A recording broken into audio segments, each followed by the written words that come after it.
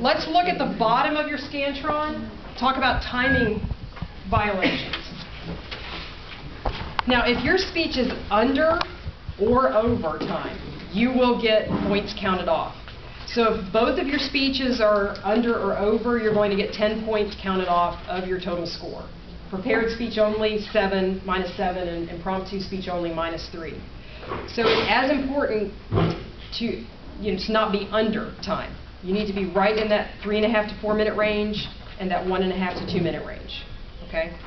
Typically, we tell our judges, if you have a speech that's under 3.5 minutes, a prepared speech, that means it hasn't been fully developed. It doesn't have a really good developed body. If it's over 4 minutes, there's been too much information that's trying to be presented to you. And the same goes for the impromptu speech. Okay? If you start giving your speech and you start practicing it and you're under time, you need to add a little bit in. If you're over, you need to take some out. Okay. So let's talk about developing some speech skills. I always point out every year the Mad Skills of the Toastmasters organization. You can go onto their website, toastmasters.org.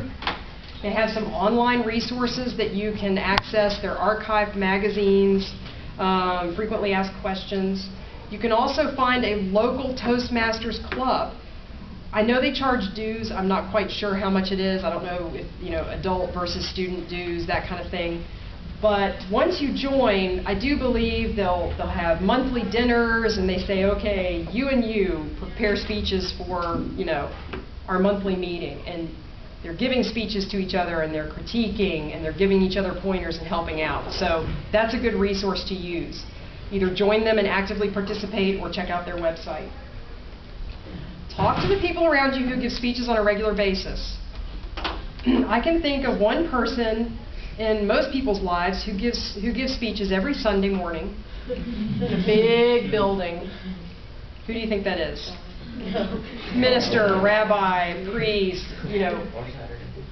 They're giving speeches on a weekly basis. That's part of their seminary training, is speech making, because they have to convince you, okay? They have to talk to you about a topic they feel passionately about.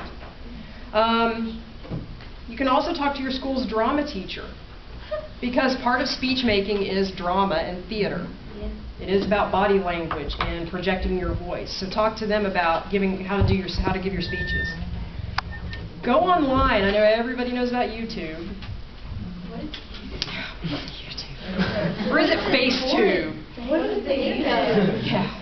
What's a computer? I'm lost.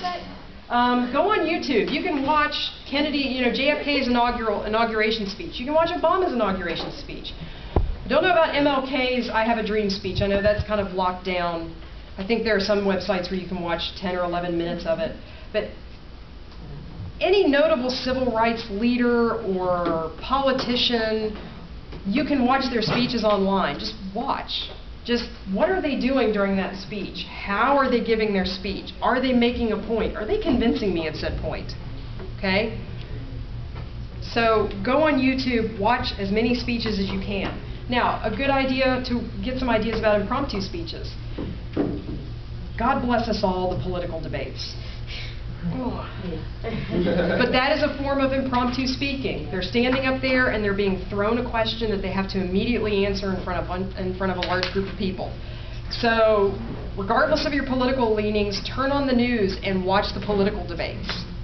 And listen to how they're doing it, because they've been coached, okay? And they've been taught how to speak to people, okay?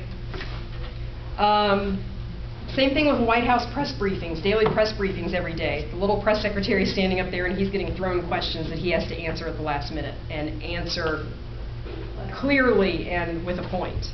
So that's a good thing to watch. The other thing you want to do is fully develop your speech. Make an outline. Come up with that opening statement, that concluding statement, and that body. Write it out completely. Don't memorize it. What you want to be with your speech is best buddies. You know this speech so well that if you freeze up in the middle of it, you can start to ad-lib. You don't want to memorize it, because that will come through in your speech, that it's memorized, that you're doing it by rote, that you're almost reading it per se.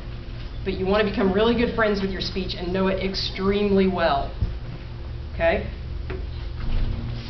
And I know every single one of you is going to go home, and tomorrow you're going to come up with a speech topic, right? This next week, right? Yeah. Right? You're going to start. I'm caught up with it today. Everybody email me and tell me what you're going to do.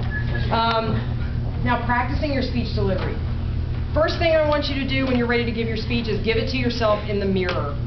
Watch yourself give your speech. Okay? Practice that to your stuffed animals, the cat, the dog. Then when you're confident, go to mom, dad, brother, sister, grandparents.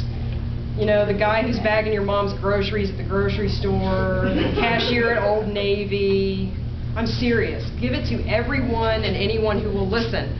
Take this Scantron sheet, grab a couple extra, make copies, and say, Mom, I know you think I'm perfect, but you need to judge me as if I'm not perfect, as if you don't know who I am.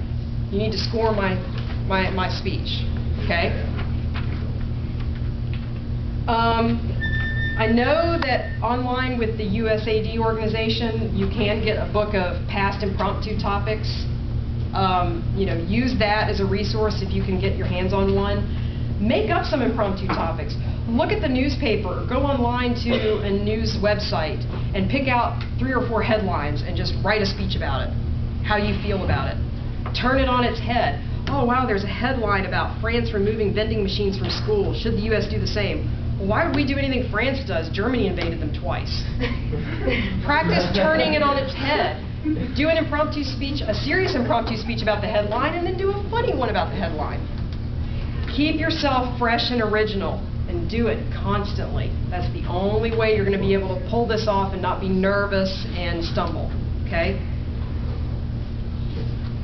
And the other thing you want to do is have someone record your speech, and then watch yourself on the computer screen giving the speech to find those tics and the ums and the likes and get rid of those. Because, you know, your mom can tell you you're doing this and, oh God, Mom, no I'm not.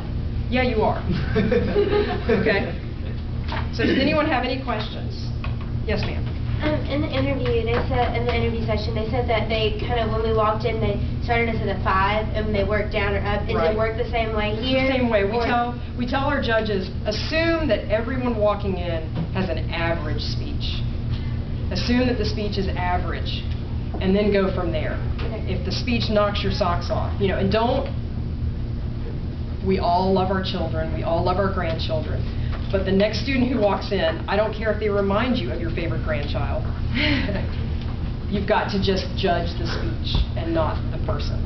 So, yeah, we tell them to start at a C or an average score and go up or down. So, any other questions? Anybody else want to do an impromptu? No? Kyle?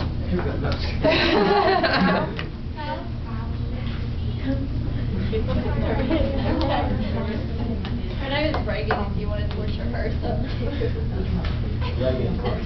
Do the coaches have any insight into coaching your students? Anything that you've gleaned from your years of coaching that you could share? Anyone? Anyone? Okay. Well, we have finished a little bit early this afternoon. Again, promise me you're going to come up with a prepared speech topic this next week. We will, we promise. Yes. Yes, ma'am. Yes. Come on up and I'll